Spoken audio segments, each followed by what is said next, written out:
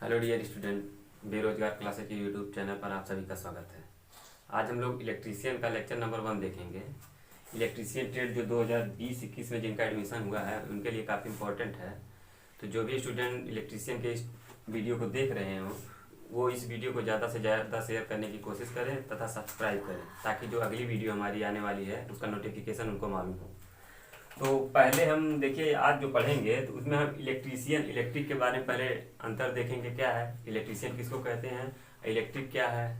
इसके बाद हम देखेंगे आग, पहला चैप्टर है उसमें टाइप ऑफ आग है, आग कितने प्रकार की होती है। और इसके बाद अग्निशामक यंत्र है, जो आग बुझाने का यंत्र होता है अग्निशामक यंत्र, वो कितने प्रकार का होता है। और इसके बाद हम लास्ट में वोल्टेज के बारे में देखेंगे, वोल्टेज के बारे में फुल डिटेल, मतलब वोल्टेज कैसे क्या होता है उसकी सारी जानकारी आपको दी जाएगी। तो 15 से 20 मिनट का ये वीडियो, मैक्सिमम 15 मिनट का वीडियो होगा, तो ध्यान से इसको देखें जो भी स्टूडेंट इलेक्ट्रीशियन के हैं। तो इसमें पहले इलेक्ट्रीशियन क्या है, इलेक्ट्रीशियन किसको कहते हैं। तो इलेक्ट्रीशियन वह व्यक्ति है जो विद्युत चालित यंत्र का निर्माण या मरम्मत करता है। वह व्यक्ति जो विद्युत चालित यंत्र का निर्माण या मरम्मत करता है उसको हम इलेक्ट्रीशियन कहते हैं। मतलब इलेक्ट्रीशियन कोई पर्सन है। और इलेक्ट्रिक क्या है, इलेक्ट्रिक है इलेक्ट्रॉन प्रवाह की दर जिसमें धारा या आवेश प्रवाहित हो उसको कहते हैं इलेक्ट्रिक। तो इलेक्ट्रीशियन और इलेक्ट्रिक में बेसिक डिफरेंस यही है। इलेक्ट्रीशियन एक पर्सन है, कोई व्यक्ति है जो विद्युत चालित यंत्र का निर्माण या मरम्मत करता है, उसको हम इलेक्ट्रीशियन कहते हैं। ऐसा नहीं है कि अभी कोई ट्रैक्टर बनाने लगे तो उसको इलेक्ट्रीशियन कहेंगे, ट्रैक्टर बनाएगा तो उसको मिस्त्री कहते हैं। लेकिन इलेक्ट्रीशियन अगर बिजली का कोई काम रहता है तो हम कहते हैं कि इलेक्ट्रीशियन बुलाओ। हम बेसिकली देखेंगे, इतना हो गया इलेक्ट्रीशियन के बारे में हम जान लिए हैं। तो अब हम देखेंगे कि आग कितने प्रकार की होती है। तो पहले हम देखेंगे कि टाइप्स ऑफ फायर, आग कितने प्रकार की होती है। तो जो ISI है, इंडियन स्टैंडर्ड इंस्टीट्यूशन, ISI का फुल फॉर्म होता है इंडियन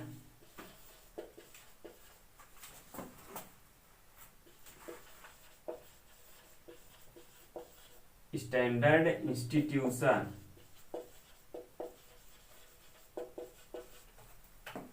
इंस्टीट्यूट नहीं है इंस्टीट्यूशन है, भारतीय मानक संस्थान है। तो इसके अनुसार जो है आग जो है बेसिकली 4 प्रकार की होती है। क्लास A,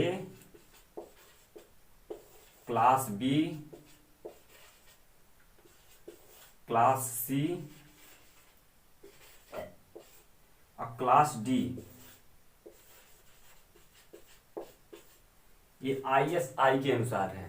लेकिन अगर कोई दूसरे देश का मानक देखेंगे, जैसे ऑस्ट्रेलियन मानक देखेंगे, तो उसमें D के बाद EF और कहीं कहीं ABCD और K हो जाता है।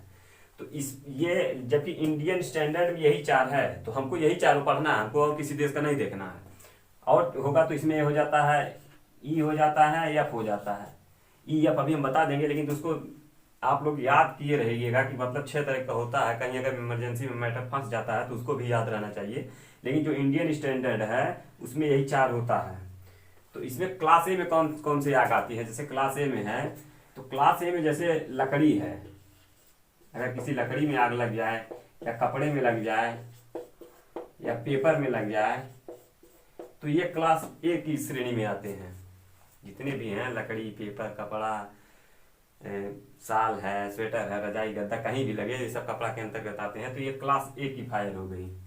अब क्लास बी में है, क्लास बी में है जो ज्वलनशील द्रव है, ज्वलनशील द्रव, ज्वलनशील द्रव, ज्वलनशील द्रव में क्या होता है, एक है पेट्रोल,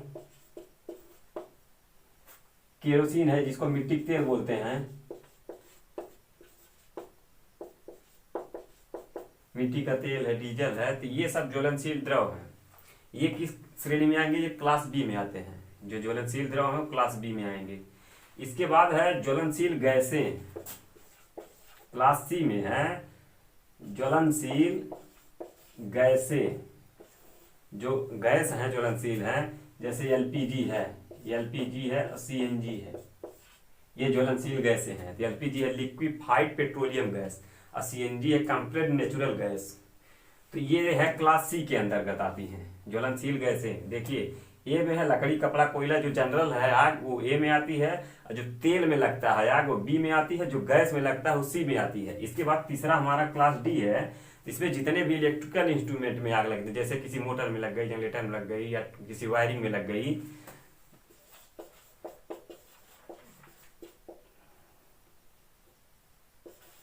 जितने भी इलेक्ट्रिक इंस्ट्रूमेंट हैं, मशीन है या वायरिंग है, जहां भी आग लगेगी तो वो है क्लास डी के अंतर्गत आती है। तो इस तरह से हम चारों देख लिए हैं, class a, class b, class c और क्लास डी। अब इसमें जो अलग अलग देता है, जैसे ये जो के दे देता है कहीं कहीं, तो ये आता है कि जो रसोई घर में गैस तेल होता है उसमें जो आग लगती है उसको के अंतर्गत रखते हैं। और जो अदर देशों में दिया है, जैसे ये भारत का है मानक चारों, अब यहाँ कहीं कहीं दे देता है, इसमें जो है रसोई गैस में या ग्रीस में जो आग लगती है उसको कहते हैं ई के अंतर्गत रखते हैं। और एफ के अंतर्गत रखते हैं कंप्यूटर में जो आग लगती है, जहाँ कंप्यूटर सर्वर होता है वहां जो रहता है, तो उसको एफ के अंतर्गत रख देते हैं। जबकि यहाँ हमारे यहाँ सब यही डी के श्रेणी में ये सब आ जाते हैं। तो इन चारों को हमको ध्यान से देखना है। इसमें से एक क्वेश्चन आता है कि किस श्रेणी में कौन सी आग आती है। जैसे क्लास ए में क्या क्या आता है, क्लास बी में क्या क्या आता है, क्लास सी में क्या क्या आता है। अब इसके बाद हम देखेंगे अग्निशामक यंत्र। इन आग को बुझाने के लिए किस अग्निशामक यंत्र का यूज किया जाता है। क्लास में ए में कौन सा यूज किया जाएगा, क्लास बी में कौन सा यूज किया जाएगा, क्लास सी में कौन सा यूज किया जाएगा। तो जैसे देखिए, पहले हम देखेंगे 5 टाइप के अग्निशामक यंत्र होते हैं जनरली, जो आईएस के अनुसार हमारे यहाँ है। तो पहला है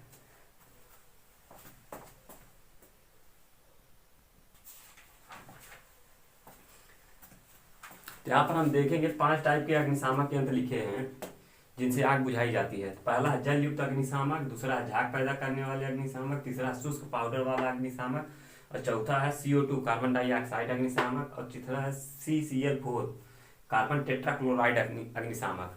देखिए, आग लगने के लिए पहले आग का जो फार्मूला एक होता है कि आग कब लगेगी। आग लगेगी, अगर आग लगने के लिए पहली प्राथमिकता है कि O2 हो, मतलब ऑक्सीजन हो। अगर ऑक्सीजन है, इसके बाद फिर तापमान है, और इसके बाद प्लस ईंधन है। अगर ये 3 चीज मिलेगा तभी आग लगेगी।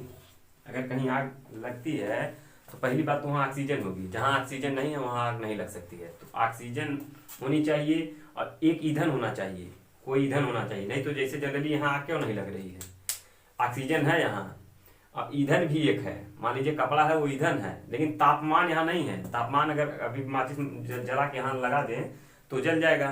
तो ऑक्सीजन, तापमान प्लस ईंधन 3 चीज रहेगा तो आग लग जाएगी। अब अगर हम किसी भी विधि से एक चीज यहाँ से गायब कर दें तो आग बुझ जाएगी। जैसे अगर ऑक्सीजन को बंद कर दें या तापमान को खत्म कर दें या ईंधन को हटा दें तो यहाँ आग बुझ जाएगी। तो हमको यही काम, देखिए आग बुझाने में हम जो यूज करते हैं जल युक्त, झाग, शुष्क, CO2, CCl, इस सबका काम केवल है कि ऑक्सीजन की सप्लाई बंद करना। मतलब अगर वहां ऑक्सीजन बंद हो जा रही है तो आग बुझ जाएगी।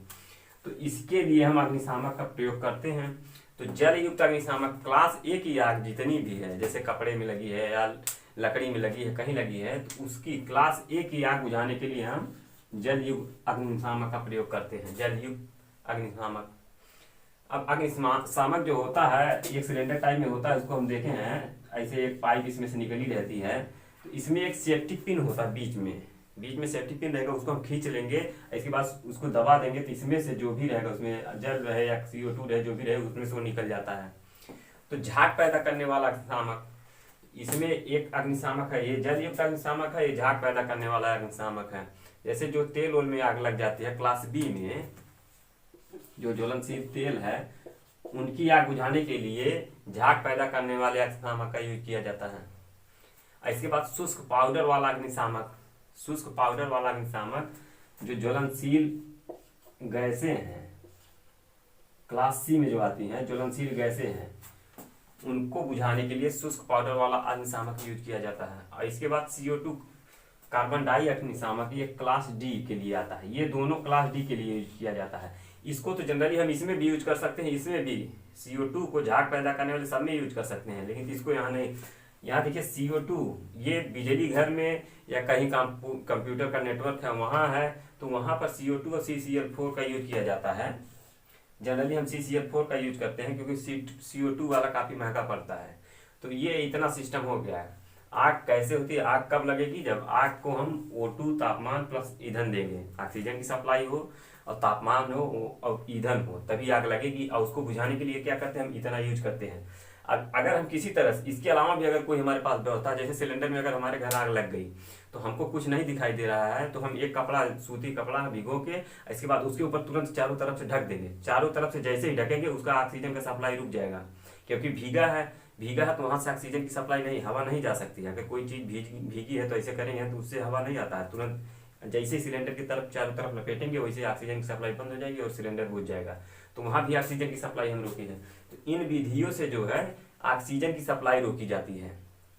तो ये हम देख लिए हैं। अब हम देखेंगे वोल्टेज के बारे में, वोल्टेज क्या होता है।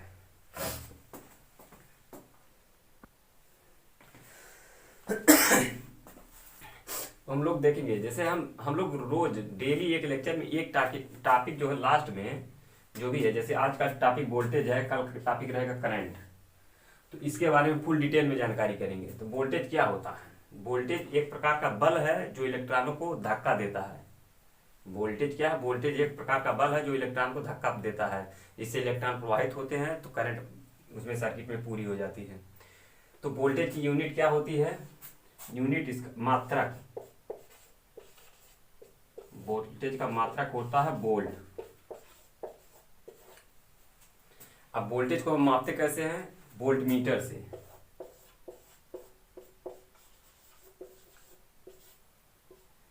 वोल्ट मीटर से, वोल्ट मीटर किसी भी सर्किट में लगता कैसे है, जैसे हमारे घर में एक दो सप्लाई आई है, तो अगर हमको वोल्ट मीटर लगाना है, एक फेज है एक न्यूट्रल है, तो वोल्ट मीटर लगाने के लिए हम क्या करेंगे, इसमें दो टर्मिनल होता है, एक फेज में लगा देंगे एक न्यूट्रल में लगा देंगे, यहाँ तक ये वोल्ट मीटर रीडिंग देगा। ऐसे ऐसे करने का मतलब है कि ये एसी सप्लाई है। अगर वोल्ट मीटर पे एसी डीसी हमको देखना है कि वोल्ट मीटर एसी का है डीसी है, ऐसे लगा दिया है, इस पे वी लिख दिया है, अगर सीधे है तो ये डीसी वोल्ट मीटर है, और अगर वी लिख के ऐसे ऐसे किया है तो ये एसी वोल्ट मीटर है। तो एसी डीसी में डिफरेंस है। अब इसको हम लगाएंगे कैसे घर में, तो सीरीज पैरेलल में लगाते हैं वोल्ट मीटर को। जितने भी हमारे घर की जो लाइटें हैं वो सब समांतर में होती हैं, पैरेलल में। तो वोल्ट मीटर भी घर की मेन लाइन के पैरेलल में लगेगा। जैसे एक फेज है एक न्यूट्रल यहाँ आया तो हम यहाँ वोल्ट मीटर लगा देंगे, बाकी इसके बाद का हम सारा काम यहाँ पे करते हैं। बोर्ड है ये भी यहाँ पैरेलल में आता है, यहाँ देखिए एक यहाँ आ जाएगा फेज है, एक यहाँ न्यूट्रल। अगर अब इससे यहाँ निकल कहीं जाएगा, बल्ब लगा कोई, बल्ब का सिंबल ये है, अगर एक इसमें कर दिए तो ये जल जाएगा। फेज न्यूट्रल, सभी जितने भी इक्विपमेंट हमारे घर में लगते हैं, बल्ब पंखा हीटर जो भी है, सब समांतर में लगे रहते हैं। तो हमको क्या याद करना है कि वोल्टेज इसका मात्रक है वोल्ट, इसको वोल्ट मीटर से हम मापते हैं। वोल्ट मीटर लगता कैसे है, तो पैरेलल में लगता है। हमारे घर की लाइट कैसी होती है, तो सभी लाइटें हमारी घर की पैरेलल में होती हैं, लाइट पंखा जो भी कुछ है पैरेलल में है। पैरेलल में क्यों होता है, पैरेलल में इसलिए होता है कि पैरेलल में वोल्टेज समान होता सभी जगह पे। अगर अभी यहाँ हम कुछ इक्विपमेंट लगा दें, जैसे कुछ यहाँ बल्ब एक सीरीज में लगा दें और फिर इसके बाद वोल्टेज लगाएं, फिर यहाँ एक समांतर में लगा दें, तो अलग अलग मिलेगा। अगर सीरीज समांतर कई में लगाएंगे हम तो वोल्टेज अलग अलग मिलता रहेगा, लेकिन अगर सभी चीज समांतर में लगी है तो वोल्टेज समान होगा सबका। तो हम वोल्टेज कैसे लगाते हैं, वोल्ट मीटर को समांतर में लगाते हैं। अगर एमीटर होगा, करंट होगा, इसको कल बताएंगे, लेकिन आप देख लीजिए। अगर एमीटर एम्पियर मीटर, इसको हम सीरीज में लगाते हैं, वोल्ट मीटर को समांतर में, इसको सीरीज में लगाएंगे। तो आज जितना भी हम टॉपिक देखे हैं, आग क्या है, फायर एक्सटिंग्विशर मतलब अग्निशामक यंत्र और वोल्टेज, इतना टॉपिक आज हमारा कंफर्म हो जाना चाहिए। इसके बाद